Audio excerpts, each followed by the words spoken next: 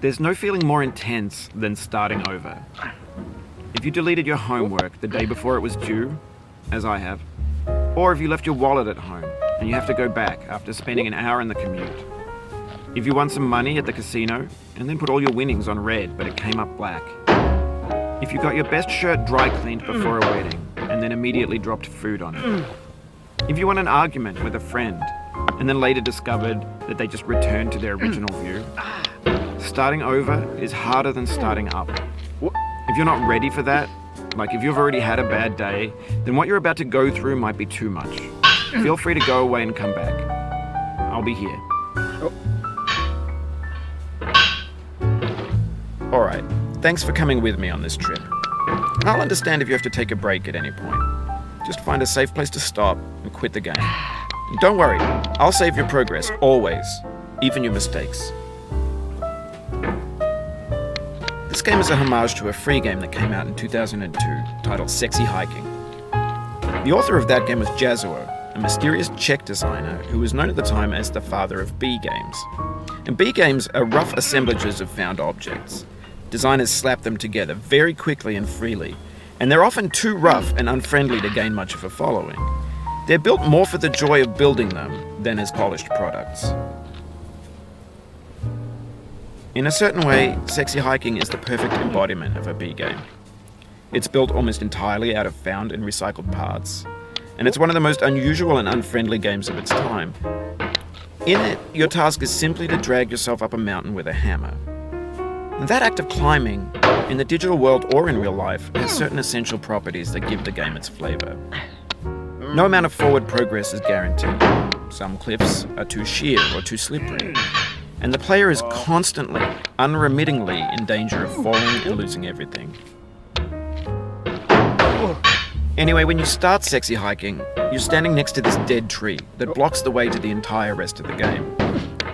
It might take you an hour to get over that tree, and a lot of people never got past it. You prod and poke at it, exploring the limits of your reach and your strength, trying to find a way up and over. And there's a sense of truth in that lack of compromise. Most obstacles in video game worlds are fake. You can be completely confident in your ability to get through them once you have the correct method or the correct equipment or just by spending enough time. In that sense, every pixelated obstacle in Sexy Hiking is real. The obstacles in Sexy Hiking are unyielding, and that makes the game uniquely frustrating. But I'm not sure Jazuo intended to make a frustrating game. The frustration is just essential to the act of climbing, and it's authentic to the process of building a game about climbing. A funny thing happened to me as I was building this mountain. I'd have an idea for a new obstacle, and I'd build it, test it, and it would usually turn out to be unreasonably hard. But I couldn't bring myself to make it easier. It already felt like my inability to get past the new obstacle was my fault as a player rather than as a builder. Imaginary mountains build themselves from our efforts to climb them, and it's our repeated attempts to reach the summit that turns those mountains into something real. When you're building a video game world, you're building with ideas, and that can be like working with quickset cement. You mold your ideas into a certain shape that can be played with, and in the process of playing with them, they begin to harden and set until they're immutable, like rock. And at that point, you can't change the world. Not without breaking it into pieces and starting fresh with new ideas. For years now, people have been predicting that games would soon be made out of prefabricated objects, bought in a store and assembled into a world. And for the most part, that hasn't happened, because the objects in the stores are trash.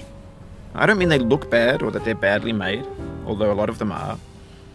I mean they're trash in the way that food becomes trash as soon as you put it in the sink. Things are made to be consumed and used in a certain context, and once the moment is gone, they transform into garbage. In the context of technology, those moments pass by in seconds. Over time, we've poured more and more refuse into this vast digital